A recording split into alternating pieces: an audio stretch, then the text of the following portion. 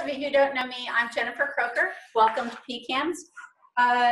For those of you all in the crowd, how many of you is this first time in PCAMS? So we have some newbies. Welcome. We're so glad you're here. Come often. We are always doing something in this building, and I suspect a lot of it will be of interest to you. We have a lot of folks coming from online. I can see just by kind of checking out the Zoom, we have some folks from New Orleans coming in and some other partners. So for those of you who don't know, the CCTS is much more than one institution. We are actually 11 different institutions across 3 different states. This is where we call home here at UAB, but we're really a network-wide of researchers, trainees, staff members, and the like across all of these institutions trying to advance clinical and translational science. Today, I think we'd like to do something a little bit different, a little bit more fun, a little bit more engaging. And so I'm kind of disappointed that I don't have a mic hanging from the ceiling, because I feel like I'm supposed to say something like, "Let's get ready to rumble!" But alas, I cannot. So we are going to have a debate today. That's right, that's right. Who? So we're going to have a debate today where we're going to put statisticians head to head to discuss whether or not we should be using p-values. How many of you have written a manuscript that had a p-value listed in it? Never. Everybody here is doing p. Our resident Wednesday clinic BERD member is always doing p-values. We're going to decide, and we're going to who wins by the end of this. Does anybody have a quarter? I'm just trying to get more money out of it. All right, so with this quarter, I think we can flip. Heads means our good friend, Dustin Long, who is assistant or associate? Assistant Soon professor. to be associate. Soon to be. Assistant professor in the Department of Biostatistics in our School of Public Health. Heads means you're against p-values? Yes. Against statistical significance. Okay. We will work all He's going to make me more precise. Yeah. That's why I hang around with people like this. Okay, and tails means David, you'll take against. All right. Heads it is. Which of you would like to kick off? All right, Dustin. I'll let Junior go first. I get what, an hour and 15 minutes? All right, let the games begin. Okay, so thank you all for being here. I'm starting, but a lot of the information that I'm going to relay to you is foundational background stuff for the debate. So we didn't really want to go into what are the main arguments without having some foundations. And if you were here for the Friday Fellows, I guess a month ago now, a lot of this is kind of starting out the same. An introduction to what this debate is, an introduction to what the ground rules for this debate. So that's what I'm going to start with fairly quickly, and then go into why statistical significance should be abandoned is the word that's being used. So let me just say that one of the questions we get as statisticians is, why should I care as a researcher that you all are having these discussions? Why should it matter to me? Well, it should matter a lot, because whatever conclusion that we come to, which I doubt we actually will, should affect science as a whole and the way statistics are interpreted and presented. So it's not just a debate within the statistics group, it's a debate about statistics in the world of science at large. So these are some examples I may come back to later, but what I wanted to do is start out with the definition. Several years ago, the American Statistical Association had some issues with p-values, and other fields, specifically psychology, deciding to ban p-values from journals, and so they came up with what they called the statement about p-values. And one of the things in that is the definition of a p-value, which oftentimes when you ask people, it's incorrect. I was preparing for this discussion. There was a research that was done several years ago that asked a series of true-false questions to students, to professors, and to researchers that all should be false. All 6 responses were false if they truly understood p-values, and only 6 of the 30 professors got it right, and an average of them had 2 statements incorrect. So understanding of p-values is an issue amongst statisticians and researchers at large. So I want to kind of give us a basis for what is a p-value, so that when we talk about statistical significance, we've got a frame of reference and we're all in the same place. So a p-value is the probability under a specified statistical model that a statistical summary of the data, i.e. the sample mean difference between 2 groups or otherwise, would be equal to or more extreme than its observed value. This is a very nice small definition that encompasses p-values on a broad scale. Some of you may be looking at it and go, well, it's missing something I was punched in my head by my professor, which is under the null hypothesis. That should always end your definition of a p-value. Well, they used specified statistical model to represent under the null hypothesis because that's a more general term.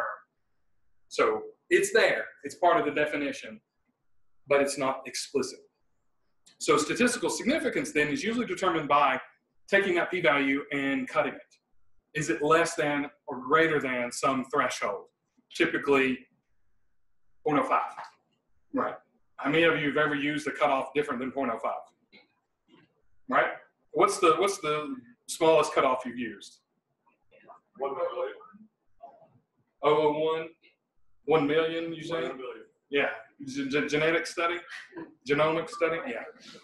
Yeah, so you do have other cutoffs, and we're going to come back to that part in a minute, but 0.05 is really kind of the number that people see. There was an article that we had to read in my clinical trials class that had a series of God and the devil under certain people's ideas, and the statistician's idea of God was themselves, and the statistician's idea of the devil was n equals 1, and the God for a physician was p less than or equal to 0.05, and p greater than 0.05 was the devil, right? So this article is 40 years old at this point, so it's an ingrained thing in what we do. This debate that we're going to go into and these sides are not new. So there's been a lot of recent work, specifically a journal in Nature in March, and an issue of the American Statistician that came out the same day in March, had 43 articles talking about statistical significance, and Nature had an article called Abandoning Statistical Significance. But this is not new. I was able to dig up arguments from 1985 in which the emphasis, Stolzberg says, the emphasis on hypothesis tests and the absoluteness of specific alpha values have distorted the interpretation of clinical trials.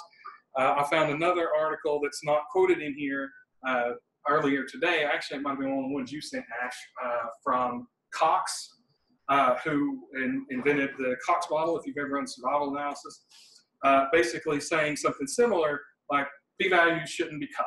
We should not be doing a yes-no from a continuous measure like a p-value. So this is not new. This is not something we've just decided, you know what, let's do it. So what is the issue? So this is the article that came out in Nature. Scientists rise up against statistical significance. Basically, they got 840 something signatures of other statisticians who basically say they want to call for the end of statistical significance testing. So I'm here to be on the side of let's get rid of statistical significance testing, because it is a pox on our field and science in general. I'm trying to use some really fun vocabulary words here. The authors call for the entire concept of statistical significance to be abandoned. They do not suggest banning p-values. So this is why I was saying it's not p-values. We don't want to get rid of p-values because the p-value in and of itself is not the problem.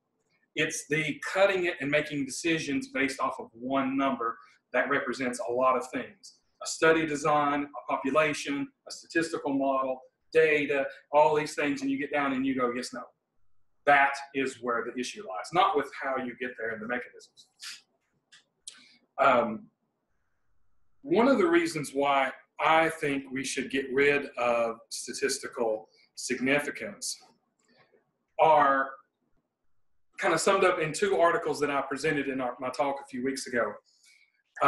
This comes from JAMA, and I'll tell you, JAMA is one of the worst offenders of statistical illiteracy and statistical incorrectness of any journal out there. It's a high impact. People read it all the time, but JAMA is notoriously bad with presenting correct statistical analyses.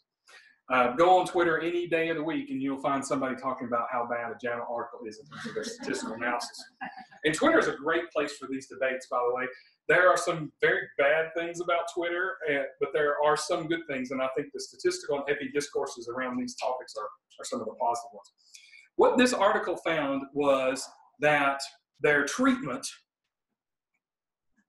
reduced mortality by 25%. The confidence interval is 0.55 to 1.02. The p-value was 0.06, right?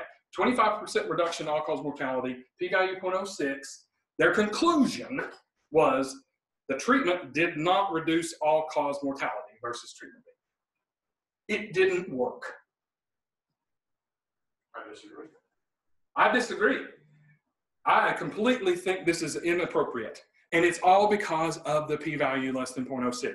That cutoff is ingrained in so many people's heads that if it's above 0.05, bad. If it's below 0.05, good.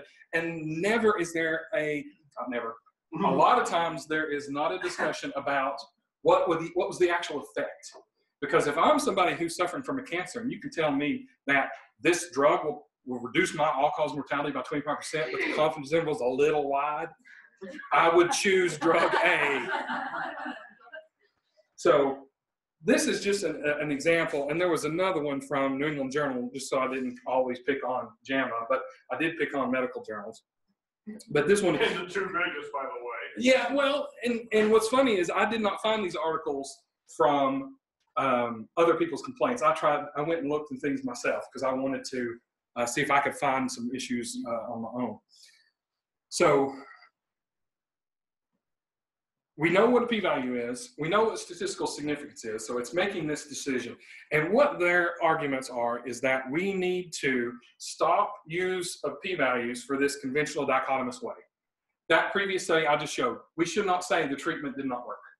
We need to come up with some other language that relays the effect size and the confidence interval and our ideas about what's happening in the real world, and not just go, that's significant, oh, it's not significant. That is the problem. This yes-no-ness, dichotomousness, that is where the issue lies with a lot of our arguments. So I think you're going to show this same picture too, right? About 4 times. About 4 times, yeah. So this example they show is that for the blue line, you get a significant study with an effect size of whatever that happens to be. And the red line is the same effect size, but it happens to have a wider confidence interval. So one would be considered a successful study, and one would be an unsuccessful study due to the significance. But as we see, the effect sizes are the same. The variabilities are what's different. So we need to come up with a way to talk about that issue rather than just going, oh, good study, bad study.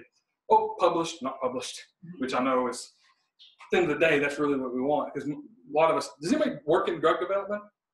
Or have worked in drug development? Yes or no? All right, all of us aren't really reliant on being able to get a drug out the door so that we have a paycheck. A lot of us are just trying to figure out, can I improve my patients' lives? Can I improve the public's lives? Can I do something that betters science? And our argument is that by making these yes-no decisions, we are starting to, or have been, harming science in that we're ignoring things that could be important. And we might be emphasizing things that are not important, but happen to be significant due to certain aspects, like large sample sizes. We have a lot of large data sets, even here at UAB, like the regard study, which is a beautiful, wonderful study, but a lot of results there can be significant because of the sample size. Not because the effect size may be large, but because of the sample size. The second was the abundant misuse and incorrect interpretations of it. So it's being used wrong. Statistical significance is being interpreted incorrectly. So people are using it wrong, let's get rid of it. People don't understand it, there's confusion, let's get rid of it. Solves the problem, right? But at least that's part of the argument. What does the American Statistical Association say? Well, their stance is, here's a p-value. Here's what it can do, here's what it can't do.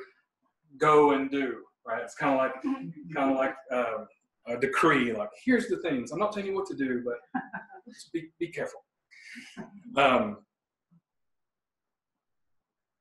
So some of this I'm going to come back to later when we go, but I think I've done a good job of. I would like you to go with your 2 cents, though. Go ahead. Oh, go ahead and do it now? Okay, so my 2 cents, which actually what's funny is I did not present this slide when I gave this talk because I forgot I had it. Is how what do we go from here? So even no matter what the debate is when we get finished, so whoever we consider wins this debate, what are we going to do? Well, what I would suggest to all researchers, statisticians, epidemiologists, anybody, is increase your statistical literacy. Learn about statistical models, learn about statistical issues. Find people in your field who produce good work and emulate them. Right? If you know of people who are doing a really good job, copy them. We got a lot of good people here. They're doing good research. Copy them. Work with a statistician, biostatistician, epidemiologist, early and often. Hallelujah. Capital. It should be flashing red if I knew how to do that. And if you're going to review articles, be a good reviewer for journals and for your collaborators.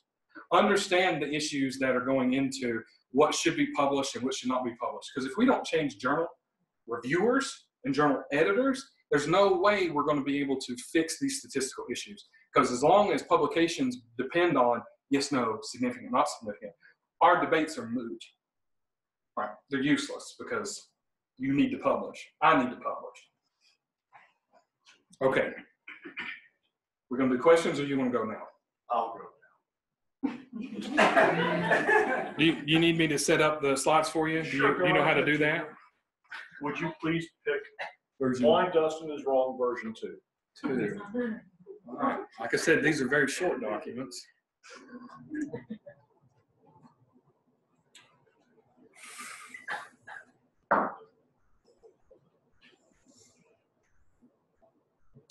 All right.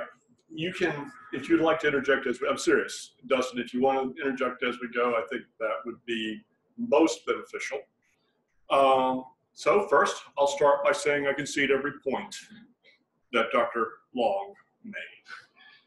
Let it be on the record. He is correct. You heard me say it. He is correct. I agree with every point Dr. Long has made. Again, I mean it. He is absolutely correct. But there's one issue. And there is just one issue. To say that statistical significance as a whole should be removed is equivalent to pendulum swinging too far the other way. 2 years ago, the ASA, the American Statistical Association, and if you really want to have a good time, those conferences are always in July. In Denver this year. Huh? And we're in Denver this year. Off to Denver we go. 6,000 statisticians all together. Actually released, and Dustin raised it, a discussion about the p-value, how it's being misused. But this is not a new debate. We've known for years. It was part of the issue I can remember very well at the end of my graduate training, listening to this lecture over and over. It's not a new debate. It's over 100 years old. I was hoping Dr. Kimberly would be here so I could say he was in his 20s when this started, but he's not here. What nobody is really bringing up, though, is that the debate is still evolving. And in my opinion, it's going in the right direction. But we're on the verge of throwing the baby out with the bathwater because we're not being patient. This debate started way back with two groups called Neyman and Pearson. First names were Jersey and Egon. That tells you how old this is. Egon was actually a name. Fisher, father of statistics, godfather of statistics for some of us. This was a heated war. It started with them. It's erupted in the 50s, the 60s, the 70s, the 80s, and the 90s. But here's How old are you? I'm 50 now. But the key here is this time what is different, it's not being talked about among the statisticians. It's not being talked about among the methodologists. It's being broadcast much further, much wider, and getting much more traction. Again, I have to emphasize, Dustin is correct in everything he has said. We cannot just blindly use a rule p less than or equal to 0.05. That is dangerous for the public. That is irresponsible. That's lazy. But I'm going to ask you this question. When Adam Vinatieri kicks a football and he shanks it wide left, do we blame the ball? No. Tiger Woods shanks? Do we blame the ball or the club? When Mike Trout strikes out, do we blame the bat? May I say something here? I'm not finished. One moment, Junior. One moment. You told me to interject. Okay, I will yield the floor in just a minute. The issue being, don't scapegoat the method. Ask the editors and the reviewers to actually go beyond p less than 0.05. Your turn, sir. Go. One thing I would like to say to that Are you analogy that you Double used. check. Make sure you're green. I can barely hear you. Yep. Okay. Go. I'm sorry, I'll speak louder. Thank you. I just didn't want to. I'm sorry, my hearing aids aren't working. Yeah. Crank them up, Grandpa. All right. So the problem with the analogy you just gave is that you were talking about only the professionals using the tools. Mm-hmm. Tiger Woods is a professional golfer. Mike Trout is a professional baseball player. With statistics, we get a lot of people swinging bats that have not had training, that are not professional, quote unquote. And so the tool is being misused. So do you want a tool in the hands of people who don't know how to use it correctly? I want the editors, the scientists, and the reviewers in this room to be the experts. So the answer is yes. I expect them to step up to the plate and do it right. And on top of it, the thing that has changed over the years is years ago, I would have people come to me and say, hey, let's put stars behind these p-values to indicate p less than 0.05, p less than 0.01, p less than 0.0001. And that has slowly gone away. We're moving in the right direction. I think the education is getting better.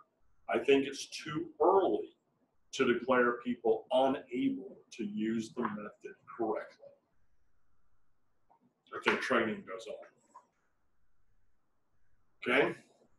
Furthermore, there are some unintended consequences if we get away from statistical significance. be careful what you ask for. Be careful what you say. Because how many of you would like to accept the argument right now, we want to ban statistical significance?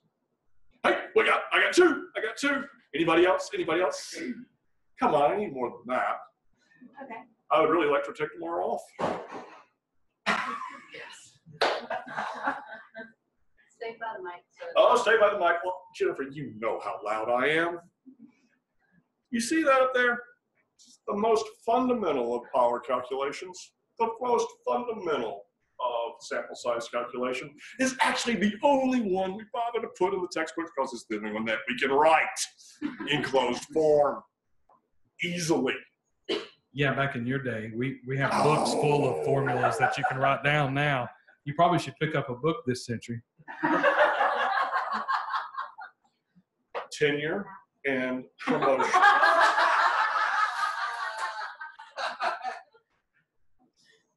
Do you see that 1 minus alpha over 2?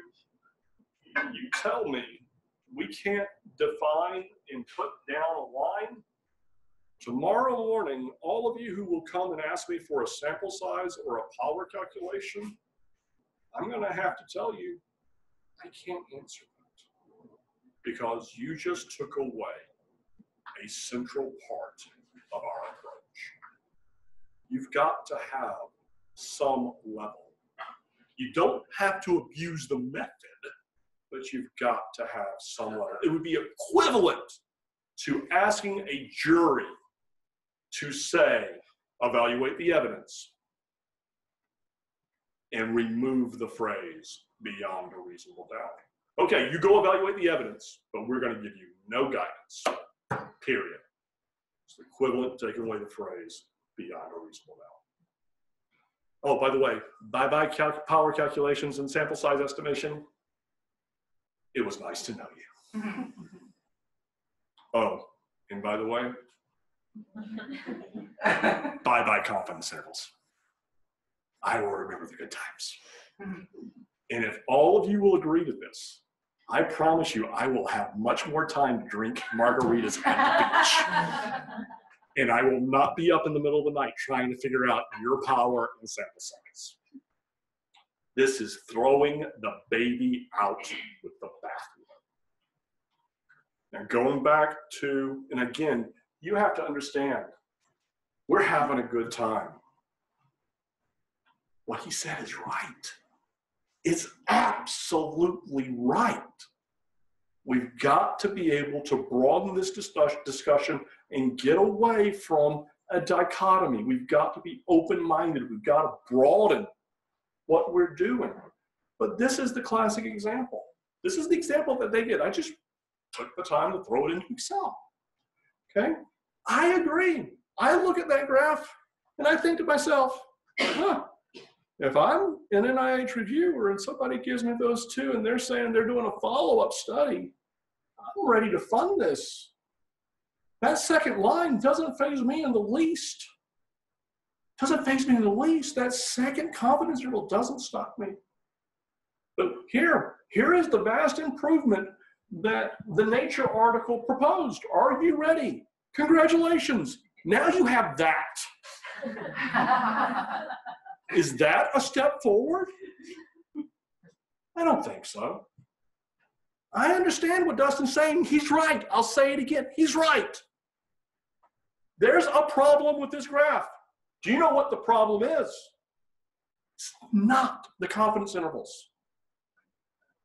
What Dustin is saying and what he's right is get rid of the reference line. It's the reference line that you should not be absorbing or that you should not be obsessed about. Okay? It's that line there that you're using to judge. This is significant, that's not significant. They've made the wrong recommendation. They've said stop the significance. Don't stop the significance question. Be open-minded and consider all possibilities. And the other thing I have to emphasize, and I hate to say it, there's one investigator I was really hoping to be here because we get in this debate over and over. remember that interval looks flat. The statisticians, it's not flat. There's maximum likelihood. When we get out to the ends, those are less, they have less likelihood to be the true values. You've got to recognize not every value in there is equally supported by that data. The most supported is 1.2 and 1.2. They're exactly right. But my recommendation is if you're a reviewer or if you are editor or if whatever you're doing, get rid of that reference. Yes? Well, my question's really that exciting. It required a bell. Wouldn't it be? Oh yes, sorry. Wouldn't it be more beneficial once you've removed the line to show the N, right? Like the sample size that went with that? That's one of my pet peeves. That's a great point, Stacy. That was one of my pet peeves of the actual Nature article. It's for our friends on that. I understand. The people across the street can hear him. I'm pretty sure the people on the phone can hear him. I don't need a microphone to be even heard in New Orleans. So the catch is, no, don't worry. The ends are definitely crucial. The reason I do not like the idea of dropping the significance, I lose the understanding of precision. We know very well that second study is not as precise. Doesn't mean I'm going to throw it out.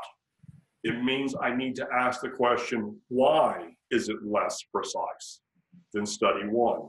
And recognize they both came to the same estimate. I just think the argument's wrong. I actually think the better argument is take away that reference line. So, why I agree with Dr. Long as I close, and then we'll start. I'll give you the final floor, and then we'll take questions from the group. Please don't be a lazy, as an editor, or reviewer, or scientist. Think well beyond significance and p-values. One of the things, again, Jennifer has already said it, and it's true. I mean, I'm closing in on 25 years now. To see the graphs and the convincing graphs that Dustin, Leanne, Fazlor, Byron can create, I don't need p-values to convince people when those graphs are of that nature. I've had plenty of examples in my career. One from about 10 years ago, somebody said, hey, we did a 4-year clinical trial, came back, and the gods of probability struck me with a p-value of 0.052. And the investigator immediately was like, well, we'll never get this published. Do you hear the response? They literally, we're not going to get this published. And I'm like, we'll get it published on the very first submission. And they said, well, you're cocky. And I said, yes, I am. But then I showed them the graph. And the graph showed clearly the survival curves continually separate. There was no doubt. It got published on the first submission. We've got a paper under review right now. It's swinging statistical significance. The bad words. It's statistically significant. You know what we've written in the conclusion? Though we have achieved statistical significance, we are disappointed in the clinical effect size that we achieved. Our sample size allows this to be declared statistically significant. However, the effects that we see are barely clinically relevant. That's what we're asking you to do. Move beyond that simple level. Be very precise. Dustin is exactly right. I find myself slipping when sometimes I'm explaining a null finding, overstepping it. We just have to be cautious. Don't throw the baby out with the bathwater. And I'm going to emphasize, work with the methodologist. Like Dustin Long. Who's apparently sleeping. You didn't see the slide, did you? He's just boring. Early and often. The floor is yours, sir. And I'll turn my mic off. I'm going to illustrate the point he just made with a slide that I had here about that study that we talked about a minute ago when I was discussing it. The p-value 0.06 and the I think you can just use the mic at the podium. oh, well, yeah. Then he gets to drop it. You know, you just drop the mic at the very end. Hold the mic so you can drop it at the end. I don't know that I could afford to do that. We'll take it off the BERD I'll budget. take a raise. We'll take it off the BERD budget. So to illustrate his point, this p-value 0.06, this is the curve. This is exactly the situation he just described. You can clearly see that one treatment is doing much, much better than the other treatment. But because of that 0.06 p-value, the conclusion was it didn't work. It did not improve mortality. That is incorrect. It didn't significantly improve it, which is the point we're trying to get rid of. And I will disagree with David on one fact. The majority of the arguments. Facts? Yeah. Okay, just checking. One of his statements. Okay, thank you. The majority of the arguments are getting rid of dichotomizing the p-value. They're not necessarily getting rid of all decision theory. So getting rid of what we would call a type 1 error in terms of the confidence level for a confidence interval, most people would still agree we would need to do those. And so I would agree that a confidence interval still needs to stay. We just don't have the line that you talked about and go, oh, it's zeros in it, oh, no, one's in it, and make the decision of a yes or no. But I will say that your power and sample size calculation, that is a weak reason to keep statistical significance when, as I teach my students, when I do power and sample size, now you can't talk right now, Stacy, because you can win if you start arguing too. So I'm not gonna let you.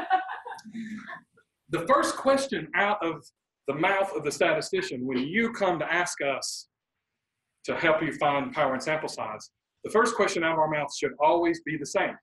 Mm-hmm. How many can you afford? That's the number you get. That's the number you need. And then from there, I can tell you the precision of your estimates.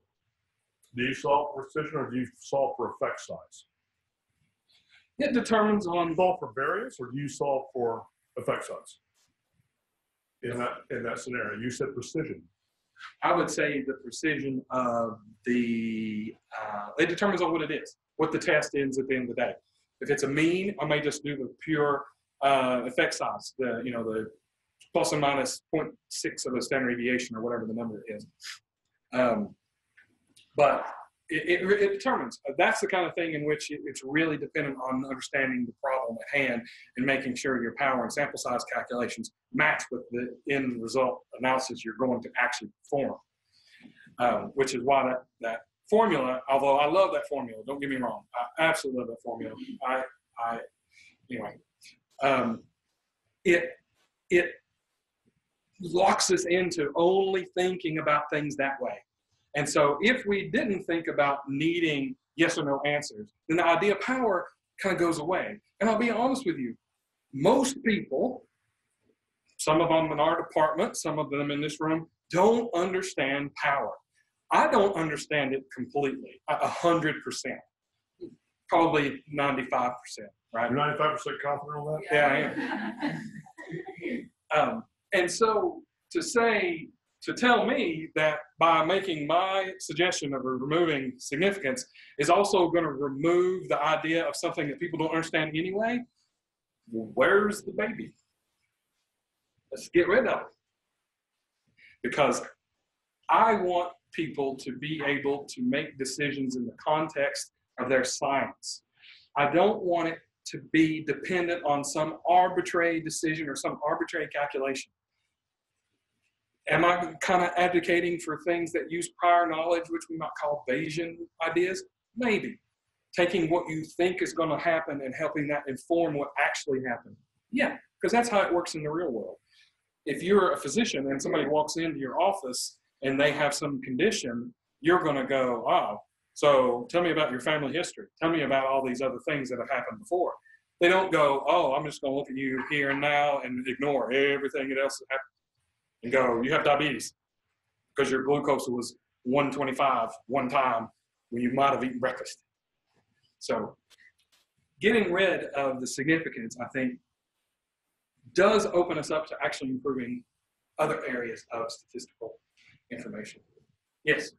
You are saying that you still can calculate precision without having the alpha and beta. You can calculate precision without beta, without the power, but you would still have to have a significance level. We just wouldn't use it to compare the p-value to at the end of the day. So I would use it for the estimation, not the inference. What?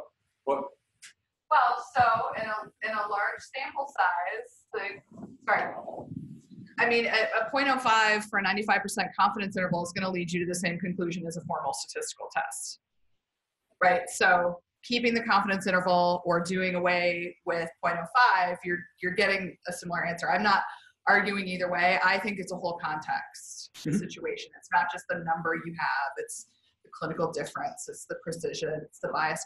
Ooh, this is a good time for me to interject if you're interested in all of this. We're offering BST 625, Design and Conduct of Clinical Trials, this summer. All you have to have is one stat class. It's online, starts in June. Look it up. And I would recommend anybody who's interested in this issue to do that. How about other issues like reproducibility and stuff like that that can be detected from power? I mean, all of those are, can be calculated otherwise without having alpha. So how is reproducibility based off power? Is the ability to have a true positive. So I guess the thing that I get hung up with talking about reproducibility is that I think the point you're getting at is, do I have enough samples to be able to see if this effect is generalizable out? Does it match what we saw somewhere else?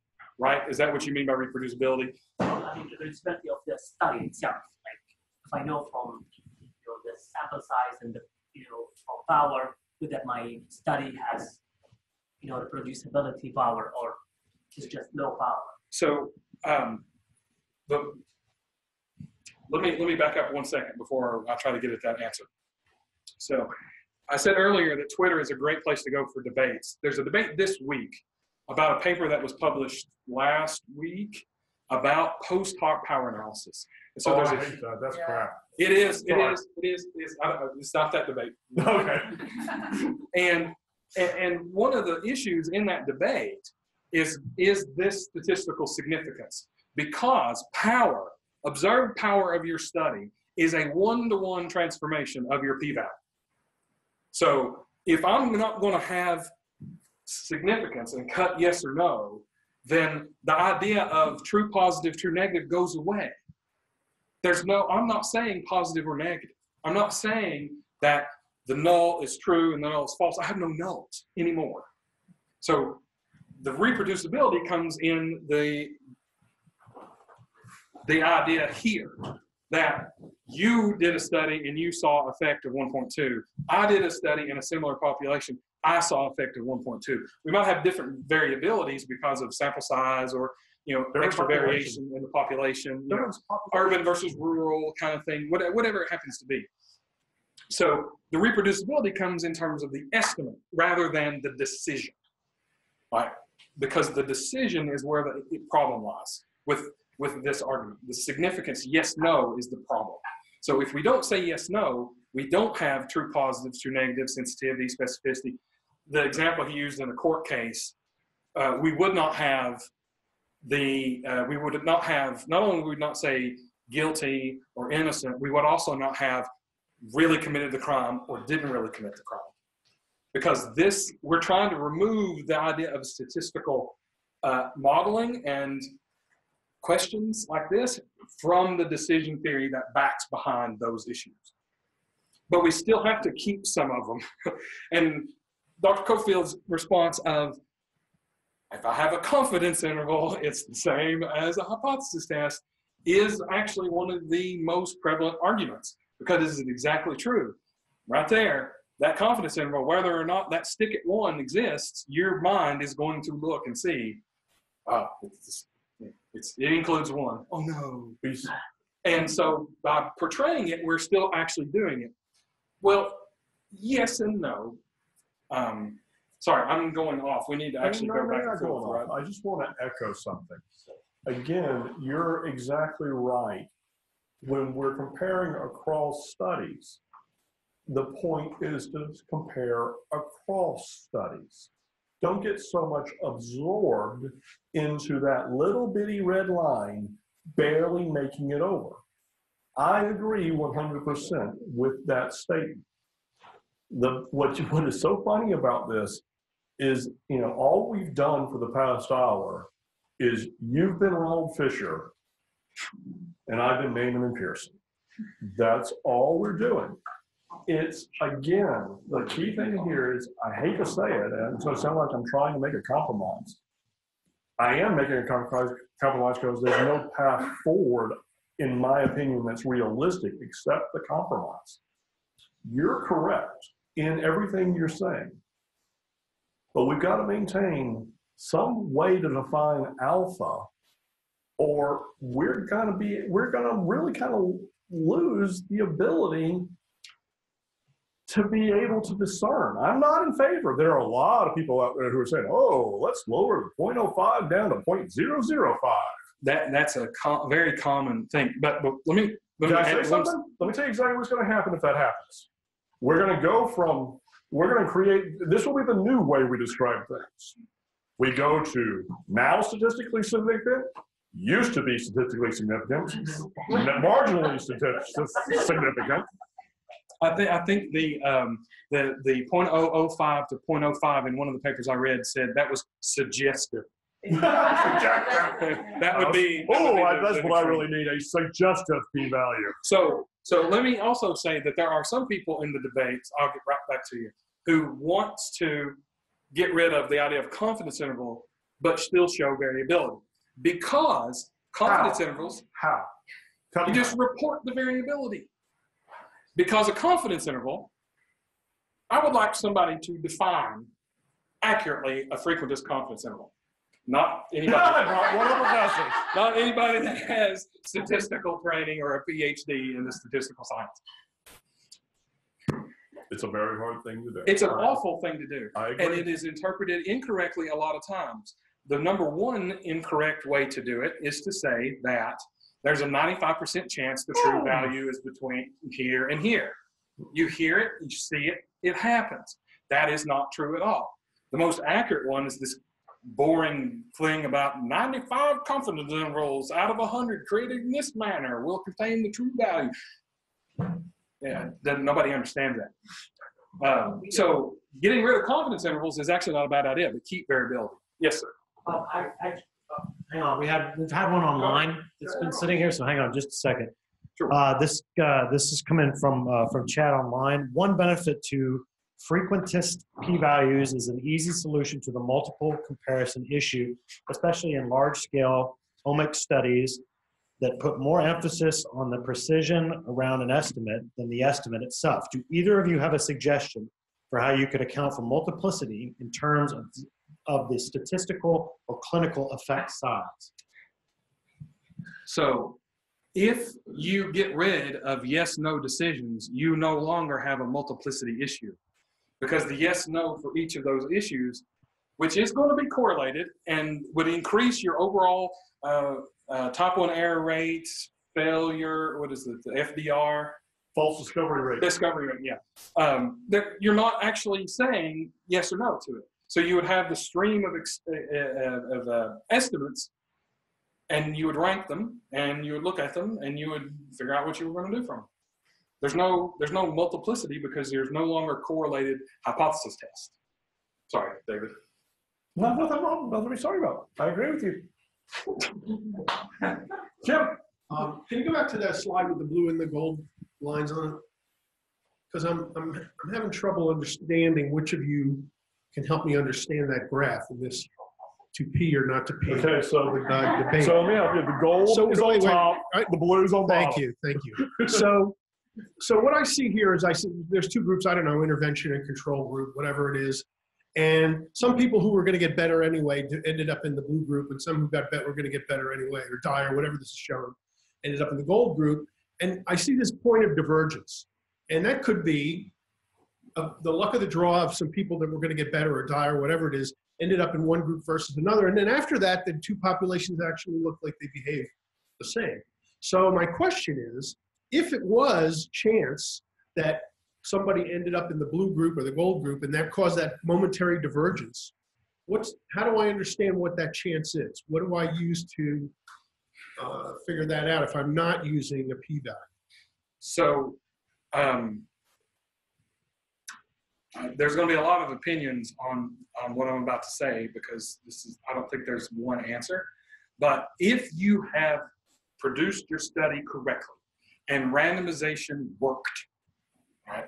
Big asterisks on worked, meaning you have two perfectly comparable populations on all measured and unmeasured confounders, then the only difference between these two groups of people are going to be the treatment.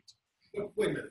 If I give you two populations of fair coins, and then we start flipping them, we're going to get different values, even though the coins are exactly the same.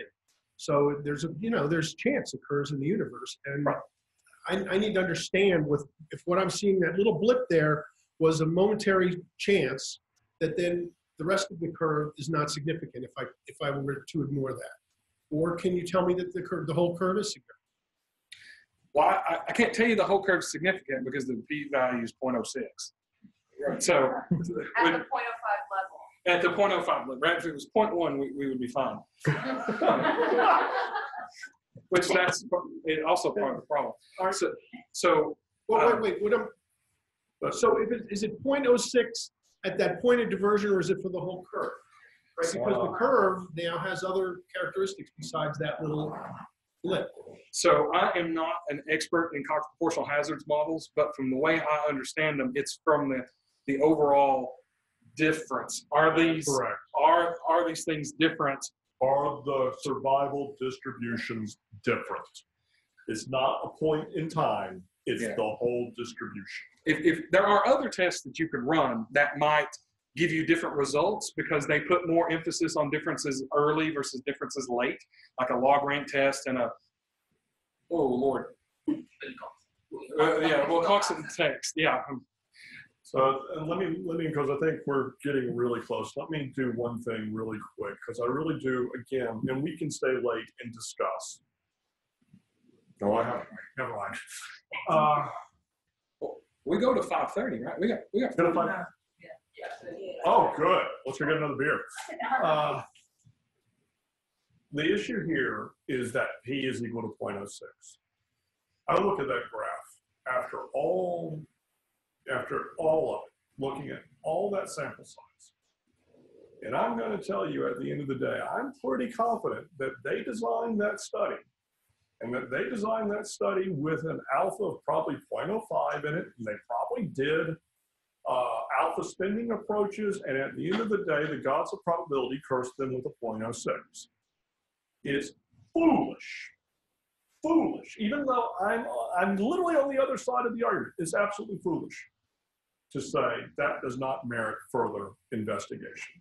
Furthermore, if that's a second study, it's even more foolish to say that is not replication or reproducibility. That's beyond my comprehension. Okay? Remember when Fisher originally tried to develop all of this, when we started out with p-values. I think I'm now arguing your side, actually. And I'm sorry. I'm actually It's hard. It's arguing hard your to be on side your now. side. I'm actually arguing your side now. Is that he wanted everyone to be a scientific jury. Period. He wanted you to be able to say, just like we do in jury trials, evidence beyond a reasonable doubt. There's not a definition for each given to each 12 members. They're each to decide for themselves, is that convincing? To me, that's convincing. Alpha 0.05 be damned. That's convincing. It's just a rule to help us guide and design. As I've said 1,000 times, forgive me if I offend, 0.05 did not come off of Mount Sinai carved in stone. It's not a rule. Yes, Andy. I just wanted to ask I wanted to ask kind of a more practical question, and because earlier in this conversation we discussed reviewers and trying to review a paper.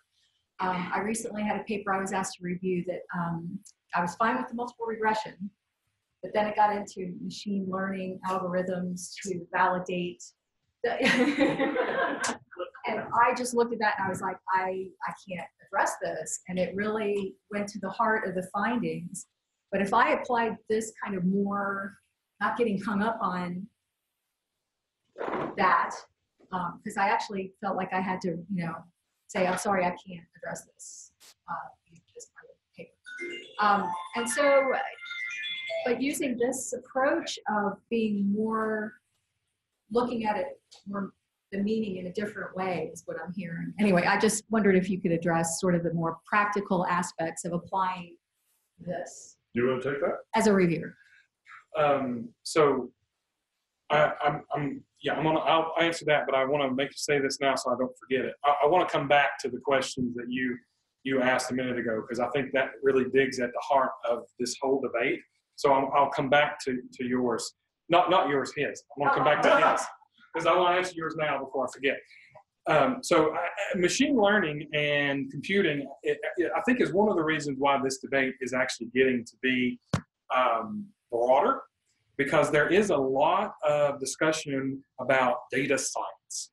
What is data science? Who are data scientists? How are they different than statisticians, right? Do you need to have statistical training to be what's called a data science, to use machine learning and AI and that kind of stuff? And that is a question that none of us can really answer.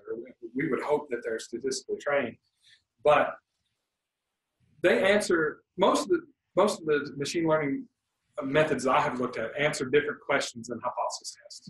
They look at prediction, finding a risk prediction for X, Y, or Z outcome, and it does not really use as an end mechanism a hypothesis test. Some of them have it ingrained in the background. For example, if you do something called a random survival forest for a time to event outcome, like developing hypertension or developing an end-stage renal disease or something, the mechanisms behind it is going to use statistics. And if p is less than 0.05, then it branches out and makes the trees. So it's inherently in there, but it's not really kind of what comes out at the end. So, and I think that's really driving a lot of these issues, is that we're having this divergence of prediction, and what I teach my class, you have prediction and you have epi-studies. Epi-studies meaning looking association versus prediction. What's associated with what predicts what. And oftentimes the two things aren't the same. So I think it does make it difficult for reviewers, because you can throw a lot of machine learning jargon and confuse people that are actually adept at it, because you developed a new method yesterday and it got published online last night and you're applying it today. So it makes it hard to keep up. Thank you. So did that answer your question? I think so. Definitely help. So I'm along the same lines. I'm wondering, so again, I agree You agree with whom? with him. Okay, good. Just checking. But the idea of where do we draw the line still, I mean, again, for practical reasons, because if we are gonna not have some kind of reference or some kind of, if everyone, like already everyone who's working in anything, there's already a bunch of people who are doing it as well. And just to try to, when you're trying to, review what the evidence that's out there, there's a lot of the literature is huge, right? So if we don't have any kind of metric that tell journals or reviewers or wherever this is published or this is not, then everyone gets to publish whatever they find. And then how do I know? how to evaluate that from a practical point of view. So that's an excellent point. I think the phrase they use in some of these discussions about that issue is called gatekeeping. How do you keep out the bad studies, and not by bad meaning not significant, but just bad studies. And trust me, some bad studies get p-values less than 0.05. Oh yeah. Unfortunately, anyway. So that's why a lot of the arguments that we would make is that you get rid of significance, but you look at things in context, which is coming back to the point you were asking about with this curve, is that what should happen is that this study, these results should be looked at and thought about in context of the study design, the population, the statistics used, the things that went on, and the results themselves, such that then you can decide, do you believe these results, yes or no, without thinking about are they significant or not? Do you believe them? And if you do believe them, is there some biological mechanism that would make sense? So your point of what happens to make them separate, I think in the discussion of this, they talked about how they thought this peripheral perfusion for I can't remember, I read the paper and got really lost because I'm not an MD, would work early. And so you see the separation happens at 12 days. So if it's going to help you, it helps you in the first 2 weeks. But then after that, everybody's kind of looking the same because it no longer has any benefit. So there's a biological explanation to what's happened with the event, with the outcome. It's in the context of the problem, so that if you go to review it, you don't just look at that one thing, you look at the whole context. And if they've lied to you and written their study to look better than it actually was, that's a completely different issue. But you can go through and decide and get it published. Now, I have to give credit to JAMA and New England Journal. These conclusions in here are incorrect, but JAMA published a study with p.06. New England Journal published this study with p.09. So yes, they still did present negative studies, but they interpreted them in this very strong manner of didn't work. And so that's where we've got to look at it holistically. But don't you think that to a certain degree is somewhat of the progress I was trying to bring up to you? That, even though it's 0.06, it's still, I'm sorry that they made the wrong interpretation. I have to yield that point. I agree with that. There's a lot of times the wrong interpretation is there, but at least we're as I said, I think the argument is moving in the correct direction. Is not matters at the end of the day. If it's presented in a bad light, then it's actually you're still saying I still think that the fact that it's out there and not sitting in a file drawer is a good thing. But it's out there as the bad thing. Yeah, but that's still it doesn't mean we can't think for ourselves. Well, and the other kind of argument what you said is that there are 80 billion journals, and there are some that are publishing some stuff that are really bad already, while we still have significance everywhere. So you're asking something to prevent a problem that it didn't create. Yeah. So, Pong, you've had your hand up a lot. So I feel so frustrated when JAMA or New England publish this kind of result by statement there is no difference. Because if you are going to use the hypothesis testing, you know that for hypothesis testing, we only say yes, we never say no. Yeah, right. So if you say no, which means you accept null hypothesis, that's the number one rule. We should not do it. Right. Every time when you see a p-value greater than significance level, say 0.05, you just say, okay, under this significance level, we have no enough evidence to say there is a significant difference. We never say there is no difference. Yeah, well, but you're thinking about it as a statistician. Okay. Anyway, yeah. So they're going to use hypothesis testing. they should know at least something about statistics. If they have no idea about statistics, why they do this analysis? So that is an excellent point, which goes back to my statement about who's swinging the bat.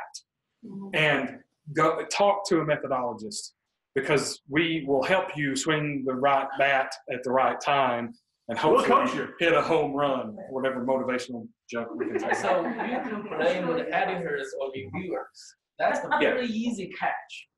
So we never see no difference. Yeah. It Because should be. It should be. when Yes. you see the p-value greater than 0.05 or any significance level, there are two interpretations. One is there is truly no difference. Another one is your sample size is not big enough to detect such a difference. Mhm. So when you claim there is no difference, what's the evidence? You exclude another probability. So that's totally because of the wrong interpretation of the p-value is not fault of the p-value or the cutoff. Which is why David's argument was you don't get rid of the bat, because the bat, there's nothing wrong with the bat, right? There's nothing wrong with the p-value. It's the misuse of it that is the problem. So I said, because you can't fix the bat, you got to get rid of the bat, right? Which is the extreme, right? He said, well, I'm going way too far with this discussion, which is true. Also, if you get rid of the cutoff, okay, say I have a publication, I got a study, the p-value 0.08. People say, oh, that's very close to 0.05. It's good. Now I got another p-value 0.5, which means all my observation or more extreme, the 50% is just by chance. Yeah. Are you still going to publish this? I would. My statement there is I have to put on my epidemiologist hat and say, if you tell me you got 0.08 and that's all you tell me, then I'm going to be very upset, because I want to see the effect size and I want to know what you were doing. Because if you give me a p-value just by itself, which this is what happens. I also give you 95% of confidence. What's that? Also give you the confidence interval. Well, if you give me a 0.08, and you tell me my effect size is 1.05 in terms of the odds ratio or risk ratio, I'll be like, you didn't really see anything. But if you say the odds ratio is 2.5 with a 0.08, I'll be like, there's something going on here. And your sample size was the issue, or the variability in your population was the issue. And so I would want to publish it. Just because the population is so heterogeneous. Right. Which is the world. Yes. All right, so I think what we should do for the last few minutes is plenty of food left, plenty of other things left also. Dustin and I will both be here to talk about this. We'll also do it again Friday morning. Are we going to flip the coin again on Friday morning? I don't know. I think it'll be, this has been very interactive. So thank you, everybody who asked questions. Thank you. And if we didn't get to your question, just We'll be here.